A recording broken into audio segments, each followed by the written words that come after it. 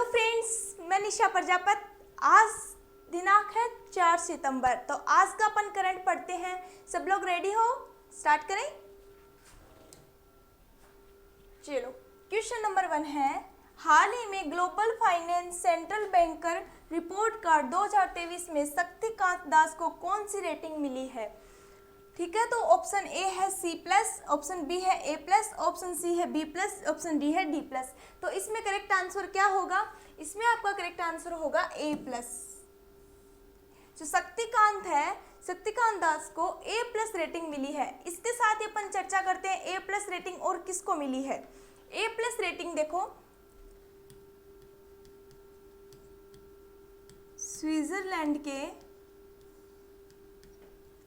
Switzerland के governor Thomas J जाइड, governor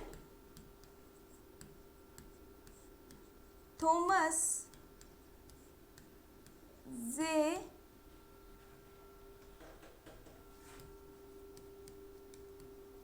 Jordan. ठीक है, देखो स्विट्जरलैंड में मिला है A+ rating governor Thomas J Jordan को, और दूसरा कहाँ मिला है? एक को और मिला है, वो है वियतनाम के। वियतनाम है कहाँ?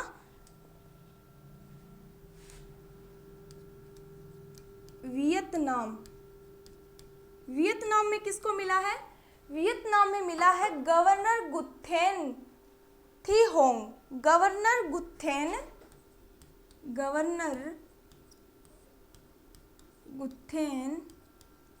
थी होंग, ये सारे बैंक के अधिकारी है। ठीक है, तो A+ रेटिंग एक तो शक्तिकांत दास को मिली है जो अपने इंडिया से है, और दूसरी रेटिंग मिली है स्विट्जरलैंड गवर्नर थॉमस जे जॉर्डन को मिली है, और तीसरा वियतनाम गवर्नर गुथेन थी होंग, इनको A+ रेटिंग मिली है। अब अपन बात करते हैं शक्तिकांत के बारे में। शक्तिकांत दास है, ये इससे पहले इनको एक अवार्ड दिया गया था, मतलब A+ रेटिंग से पहले ये एक अवार्ड और भी इनको मिला है। शक्तिकांत है,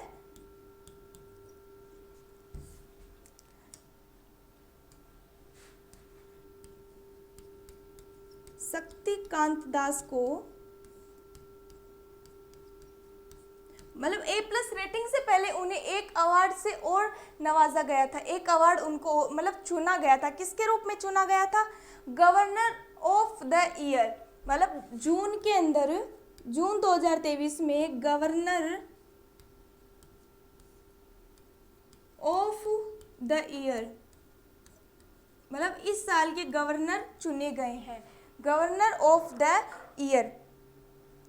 ठीक है, ये तो अपन शक्तिकांत के बारे में देखा। अब देखो RBI, ये अब फिलहाल में वर्तमान में किसके गवर्नर है? शक्तिकांत दास है। वर्तमान में RBI,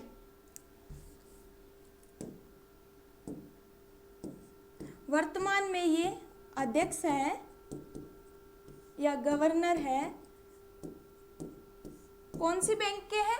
RBI के। RBI, अब RBI की फुल फॉर्म क्या है? RBI की फुल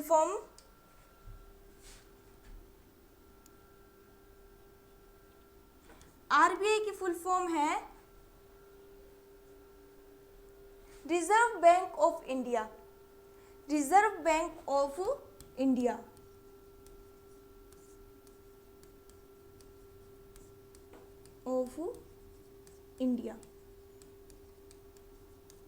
ये RBI की फुल फॉर्म है। अब चलो अपन RBI के बारे में कुछ बातें सीख लेते हैं। RBI के बारे में चलो सीखते हैं।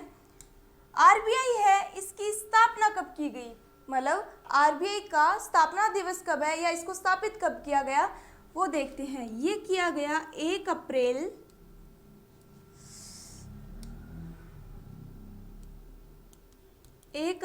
1935 को तो इसकी स्थापना की गई। इसका स्थापना दिवस 1 अप्रैल को आता है।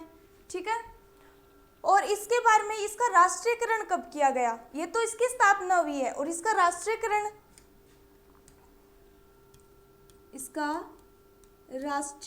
किया गया 1949 को। ठीक है, अब अपन बात करते हैं इसका मुख्यालय कहाँ है। मुख्यालय इसका मुंबई है। और प्रथम गवर्नर कौन थे, ये तो अब वर्तमान के गवर्नर है शक्तिकांत दास। प्रथम गवर्नर इसके कौन है, प्रथम है इसके सर आर्चबर्ग स्मिथ। प्रथम गवर्नर कौन है, सर आर्चबर्ग स्मिथ। ये आरबीआई के प्रथम गवर्नर है। ठीक है, अब मुख्यालय की बात करते हैं। मुख्यालय कहाँ है इसका,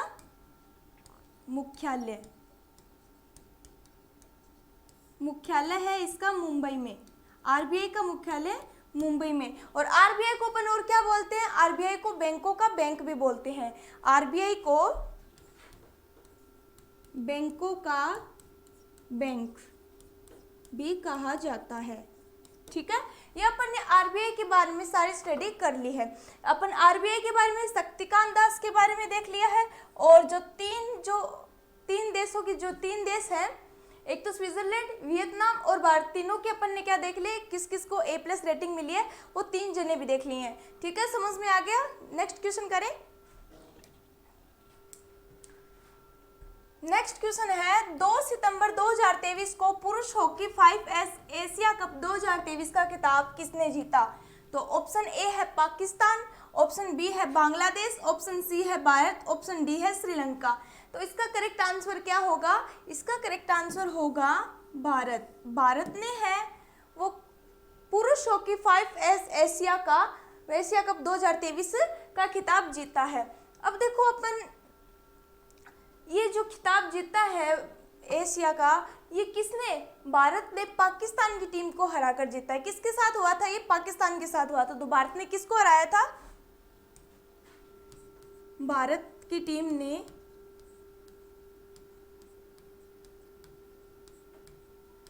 पाकिस्तान की टीम को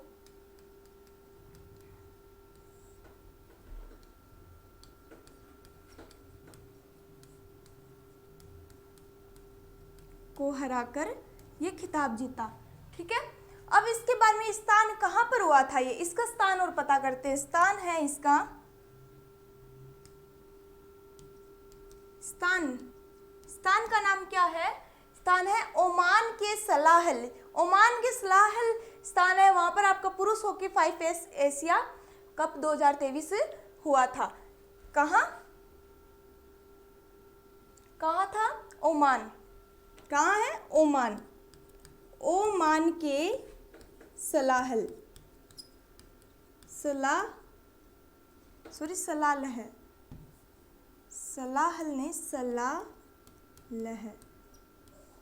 सलालह स्थान है जहाँ पर ये कप 2023 का खिताब मतलब उनको मिला, यहाँ कंपटीशन हुआ है।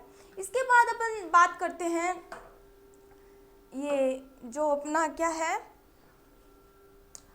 देखो अब ये तो अपन ने इसकी जीत के बारे में बात कर ली। अब जो भारत की टीम ने FIH में जो अपना विश्व का होगा ना, FIH पुरुष हॉकी 5S विश्व कप 2024 के लिए क्वालिफाई किया है। भारत ने FIH में क्वालिफाई किया है। FIH पुरुष हॉकी 5S विश्व कप 2024 इसमें क्या किया है, क्वालिफाई किया है। अब देखो FIH है, इसकी फुल फॉर्म क्या है, FIH के बारे में थोड़ा सा स्टडी कर ले। देखो FIH है, चलो FIH के बारे में स्टडी करते हैं। FIH की फुल फॉर्म क्या है, फेडरेशन, इसकी फुल फॉर्म है फेडरेशन ऑफ इंटरनेशनल हॉकी। ये हॉकी के बारे में पढ़ रहे हैं ना, फेडरेशन ऑफ इंटरनेशनल हॉकी, ये इसकी फुल फॉर्म है। ठीक है, अब इसकी स्थापना कब हुई, मतलब इसकी डेट देखते हैं। FIH की स्थापना कब हुई, स्थापना के बारे में पढ़ते हैं। देखो इसकी स्थापना हुई है 7 मई, 7 मई, 1 मिनट रुको, इसकी स्थापना हुई है 7 जनवरी, मई नहीं जनवरी, 7 जनवरी, 7 जनवरी 1924 को इसकी स्थापना हुई है। 7 जनवरी 1924 को तो ये स्थापना दिवस है। अब ये स्थापित किसने किया, मतलब इसको स्थापित करने का श्रेय किसको जाता है, पेरिस, पेरिस यानी फ्रांस में ये स्थापित हुआ है। तो स्थापित हुआ है ये पेरिस, ठीक है। चलो अब देखो इसके अध्यक्ष कौन है, अध्यक्ष के बारे में चर्चा कर लेते हैं। अध्यक्ष है इसके तैयब इकराम, तैयब इकराम है इसके अध्यक्ष, ठीक है। इसके अध्यक्ष देखो एफआईएच के अध्यक्ष हैं तैयब इकराम,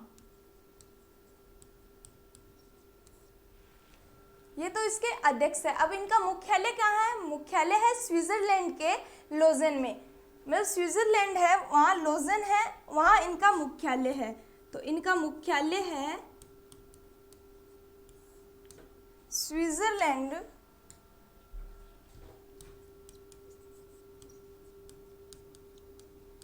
स्विट्जरलैंड के लोजेन, लोजेन में इनका मुख्यालय है। तो अपन ने एफआईएच के बारे में पूरी स्टडी कर ली है। इसकी full form federation of international hockey है और इसकी स्थापना 7 जनवरी 1924 में हुई, स्थापित पेरिस में किया गया और अध्यक्ष तैयब इकराम है, मुख्यालय इसका स्विट्जरलैंड के लोजेन में है, ठीक है, समझ में आ गया। और इसका कार्य क्या, कार्य और देख लेते हैं कार्य क्या है इसका। देखो कार्य यहाँ लिख देती हूँ, कार्य, कार्य है, हाँ इसका कार्य क्या हो सकता है, एफआईएच का कार्य क्या हो सकता है। देखो इसका कार्य होगा यह फील्ड हॉकी और इंडोर हॉकी, फील्ड हॉकी और इंडोर हॉकी,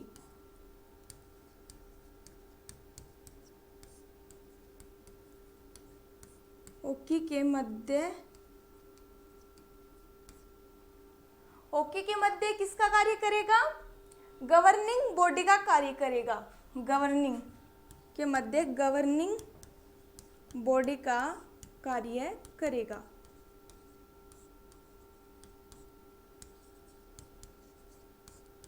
ये इसका कार्य है, ठीक है, समझ में आ गया। चलो नेक्स्ट क्वेश्चन देखते हैं। नेक्स्ट है सुपर टाइफून साओला ने किसको प्रभावित किया है। ऑप्शन ए है आपका चीन, ऑप्शन बी है Hong Kong, option C Australia, option D A और बी दोनों।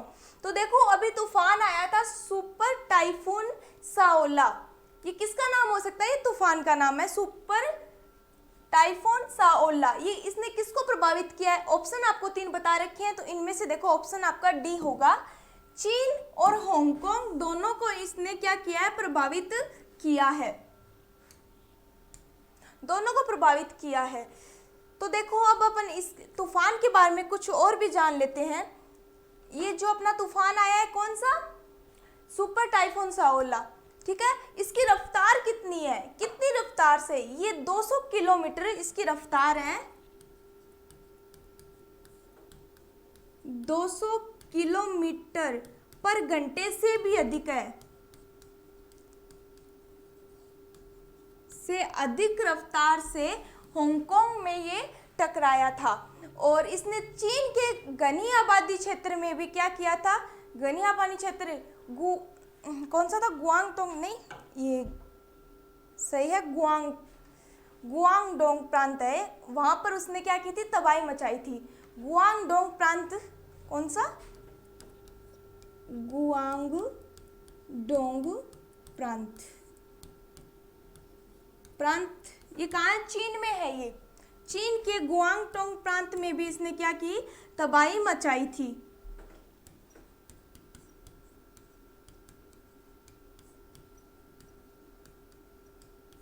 ठीक है, अब देखो इसके बारे में, अब 2023 में कौन से तूफान आए हैं उसके बारे में अपन चर्चा कर लेते हैं। देखो कौन से आए थे तूफान, ये विपर्जॉय भी आया था, और अपने तूफान आए थे मोचा, एक और आया था खानून, ये 3-4 आए थे। चौथा तो ये है सुपर टाइफोन, ये भी आया था। ठीक है, 4 तूफान है। चलो इसके बारे में अपन चर्चा कर लेते हैं। पहला तूफान है मोचा। अब मोचा है, इसको मोचा नाम किसने दिया है? मोचा नाम दिया है इसको यमन ने, मतलब यमन एक कंट्री है, इसने क्या इसको मोचा नाम दिया है। और एक स्थान आया कहाँ पर था? ये बंगाल की खाड़ी में ये आपका मोचा है, ये आया था। मोचा तूफान ये बंगाल की खाड़ी में आया था। और कब आया था? ये मई 2023 में आया। ठीक है, उसके बाद सेकंड आता है विपर्जॉय। विपर्जॉय का तो नाम सबने सुना है, विपर्जॉय के बारे में खबरें भी आई थी। तो विपर्जॉय आया है अपने अरब सागर में, तो ये आया था और इसको नाम बांग्लादेश ने दिया है विपर्जॉय। और ये कब आया था? जून 2023 में आया था। और ये फिर तीसरा तूफान है खानून। खानून है, थाईलैंड ने इसको नाम दिया है और इसका स्थान है जापान, मतलब जापान में खानून आया था और अगस्त 2023 में ये आया था। ठीक है, समझ में आ गया। ये अपन 3-4 तूफान के बारे में, ये अपना करंट का ये मोस्ट क्वेश्चन है, ये तूफान के बारे में पूछ सकता है कंपटीशन में। विपर्जॉय, खानून, मोचा और एक ये रहा सुपर टाइफून स्वाला। ठीक है, चलो नेक्स्ट क्वेश्चन। नेक्स्ट है, हाल ही में किस राज्य के मुख्यमंत्री ने हर मंगलवार को कार मुक्त दिन की घोषणा की है?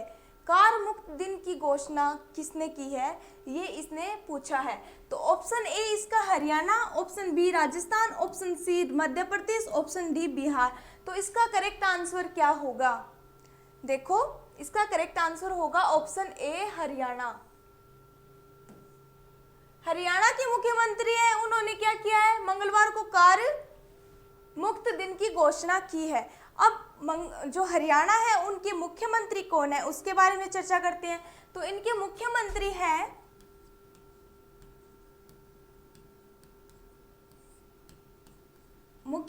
कौन है? मनोहर खट्टर। मनोहर खट्टर मुख्यमंत्री हैं, मनोहर खट्टर।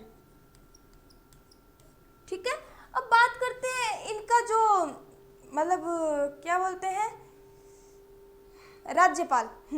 राज्यपाल कौन है? राज्यपाल है बंडारू दत्तात्रेय। अजीब सा नाम है ना, राज्यपाल।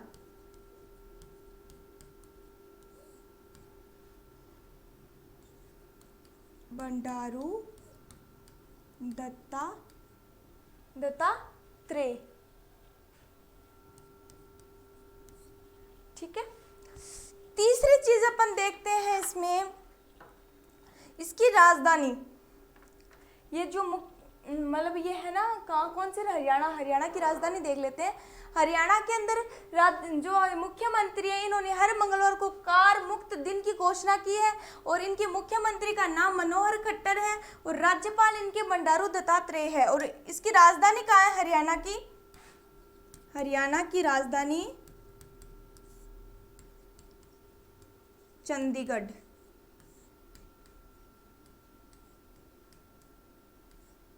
ठीक है, समझ में आया?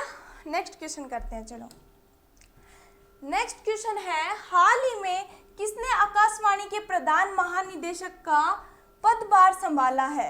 अभी है जो हाल में आकाशवाणी का पदभार किसने महानिदेशक के रूप में संभाला है? तो ऑप्शन ए है मनीष देसाई, ऑप्शन बी है doctor Vasundhara Gupta, option C है उमेश रेवंकर, ऑप्शन डी है आर माधवन। तो इसका करेक्ट आंसर क्या होगा?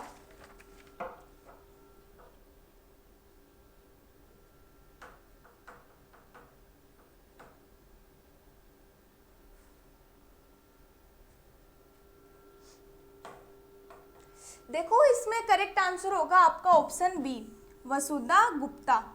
ठीक है, आकाशवाणी के प्रधान महानिदेशक के रूप में डॉक्टर वसुंधरा गुप्ता सिलेक्ट हुए हैं, मतलब पदभार ग्रहण किया। अब मनीष देसाई ने किसका पदभार ग्रहण किया था? ये अपन ने अभी पीछे 1-2 दिनों में क्वेश्चंस में पढ़ा था। किसका किया था इन्होंने किया था पीआईबी के प्रधान।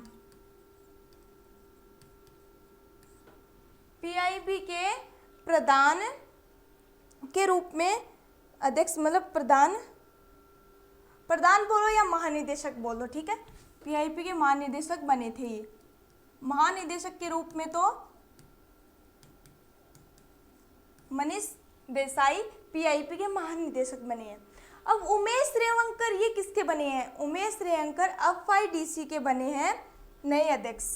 उमेश रेवंकर एफआईडीसी के नए अध्यक्ष बने हैं। ठीक है, उमेश रेवंकर के बारे में देख लिया। अब पढ़ते हैं आर माधवन। आर माधवन की तो अपन ने कल ही चर्चा की थी, अगर याद हो तो। आर माधवन किसके है? ये है एफटीआईआई के अध्यक्ष। याद आया? एफटीआईआई के नए अध्यक्ष। तो इसकी फुल फॉर्म क्या है एफटीआईआई की? Film and television institute of India.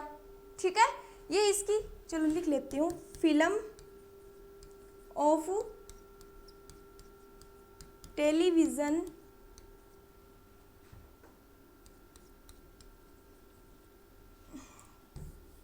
Institute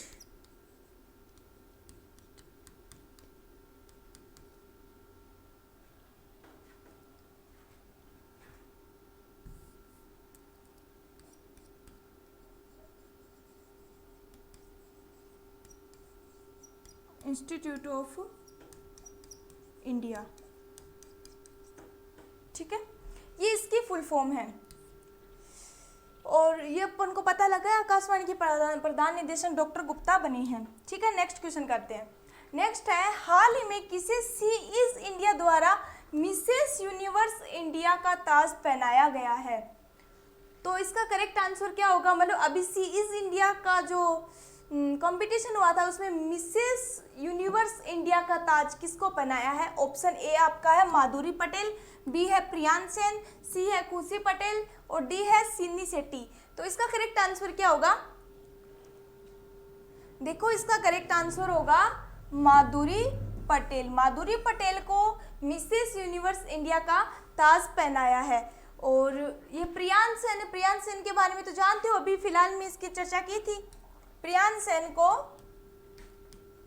Miss Earth India 2023 बनी है, लेकिन पुरस्कार तो 2022 का है, अपन इसको 2022 भी बोलेंगे, मतलब इसका पुरस्कार तो 2022 है। ठीक है, 2023 बनी है, वो पुरस्कार 2022 में मिला था। अब खुशी पटेल है, खुशी पटेल क्या बनी है? खुशी पटेल बनी है मिस इंडिया वर्ल्ड वाइड 2022। और सिन्नी शेट्टी है, वो फेमिना मिस इंडिया बनी है। Sini Shetty Femina miss India. अब एक का और रह गया, एक और बनी है अभी फिलहाल में, वो कौन बनी है? सरगम कौशल है, वो मिसेस वर्ल्ड बनी है। सरगम कौशल सरगम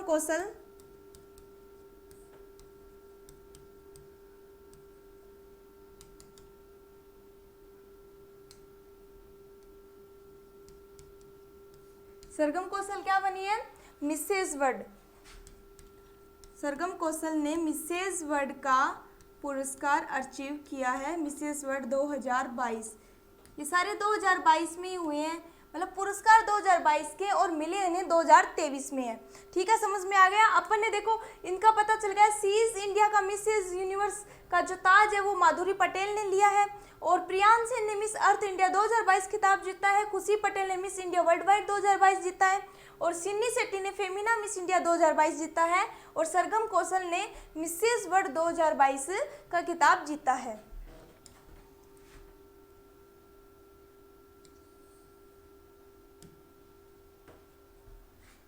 नेक्स्ट क्वेश्चन है,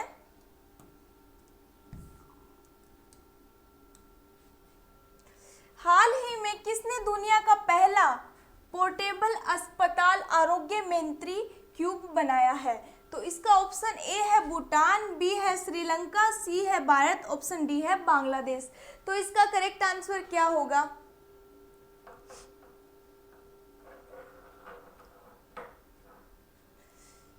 पहला पोर्टेबल अस्पताल आरोग्य मंत्री क्यूब बनाया गया है, कहाँ बनाया गया है? भूटान में है, श्रीलंका में है, भारत में है, बांग्लादेश में है। तो इसका करेक्ट ऑप्शन हो जाएगा ये आपका है भारत में, भारत में बनाया गया है। ठीक है, नेक्स्ट क्वेश्चन। नेक्स्ट है, हाल ही में किस राज्य सरकार ने दीघा गांव रेलवे स्टेशन नाम को मंजूरी प्रदान की है? ऑप्शन ए है गोवा, बी है ओडिशा, सी महाराष्ट्र, ऑप्शन डी राजस्थान। तो इसका करेक्ट आंसर होगा ऑप्शन सी महाराष्ट्र। महाराष्ट्र में क्या दीघा गांव रेलवे स्टेशन नाम को मंजूरी प्रदान की गई है। ठीक है, अब देखो इसके बारे में चर्चा करते हैं। ये महाराष्ट्र, ठीक है, तो इन्होंने राजकोषीय स्वास्थ्य बीमा में क्या, स्वास्थ्य रिपोर्ट में महाराष्ट्र ने पूरे भारत में क्या किया है? पहला स्थान प्राप्त किया है या फिर प्रथम स्थान पर रहा है। इन्होंने क्या किया पूरे भारत में?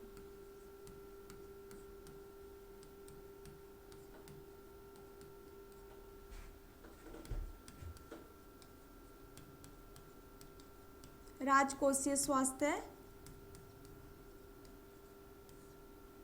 में प्रथम स्थान प्राप्त किया है। ठीक है, अब एक चीज और बता देती हूँ, आपको ये नोट करने की जरूरत नहीं है, आपको पीडीएफ फाइल टेलीग्राम पे अवेलेबल हो जाएगी, आप तो बस ध्यान से पढ़ो। ठीक है, अब देखो इसमें एक और चीज है, महाराष्ट्र सरकार ने एक चीज का और ऐलान किया है।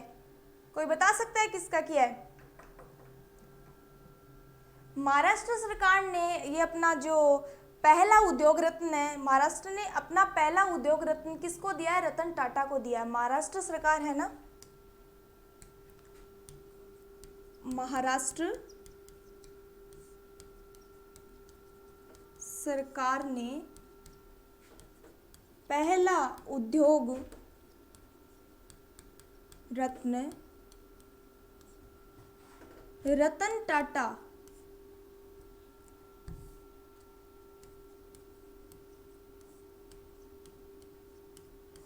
टाटा को तो सब जानते हैं, रतन टाटा को दिया है। मतलब ये अपना खिताब है, पुरस्कार है, ये किसको दिया है?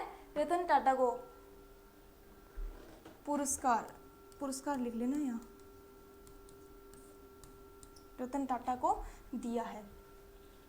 ठीक है, और एक चीज और, जन्माष्टमी पे महाराष्ट्र सरकार क्या कर रही है? प्रो गोविंदा प्रतियोगिता का आयोजन कर रही है।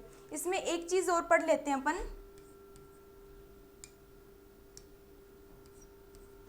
जन्माष्टमी पर महाराष्ट्र सरकार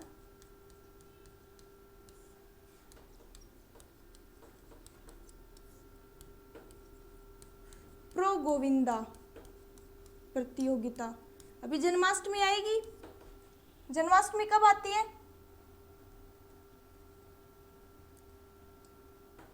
प्रो गोविंदा प्रतियोगिता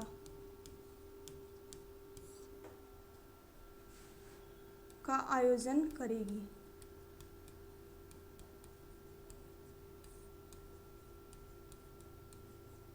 जन्माष्टमी कब आती है? जन्माष्टमी भाद्रपद कृष्ण अष्टमी को। ठीक है, जन्माष्टमी भाद्रपद कृष्ण अष्टमी को आती है।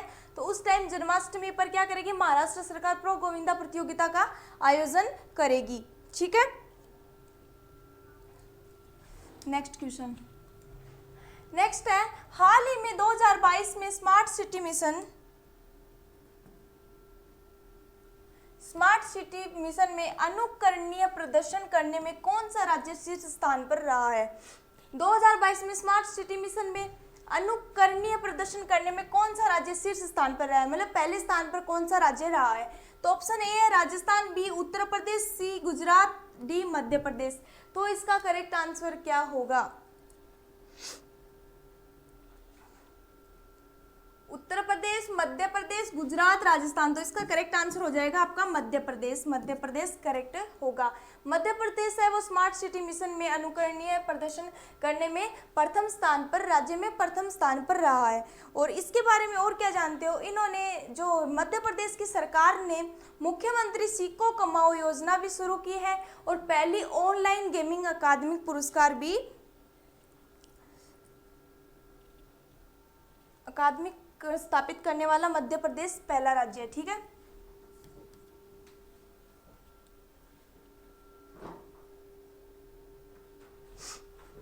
भारत की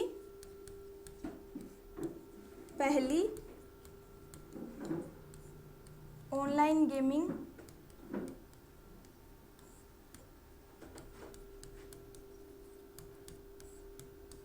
अकादमी स्थापित करने वाला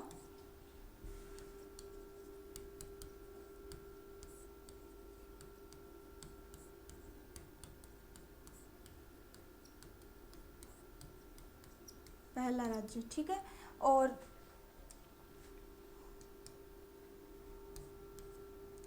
इन्होंने कौन सी स्कीम स्टार्ट की है? मुख्यमंत्री योजना सीखो और कमाओ। मुख्यमंत्री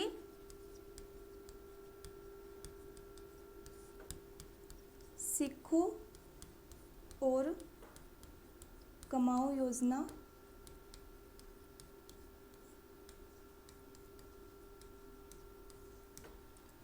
स्टार्ट की है।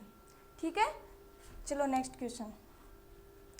नेक्स्ट है, वर्ष 2024 में पहली जायद चैरिटी मैराथन की मेजबानी कौन सा राज्य कर रहा है? Option A Rajasthan, option B Kerala, option C Gujarat, option D Tamil Nadu. तो इसमें करेक्ट आंसर क्या होगा? इसमें होगा आपका ऑप्शन बी केरल। केरल है वो पहली जायद चैरिटी मैराथन की मेजबानी कर रहा है।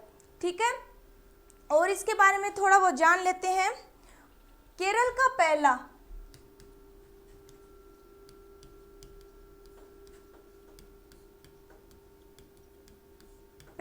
एआई तकनीकी स्कूल है वो कहाँ खोला गया है? तिरुवनंतपुरम में।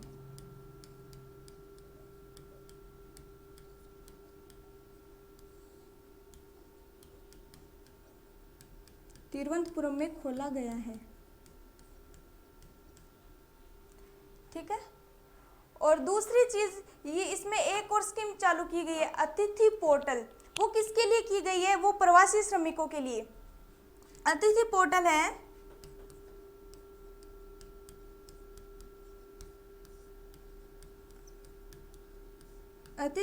वो केवल प्रवासी श्रमिकों के लिए खोली गई है।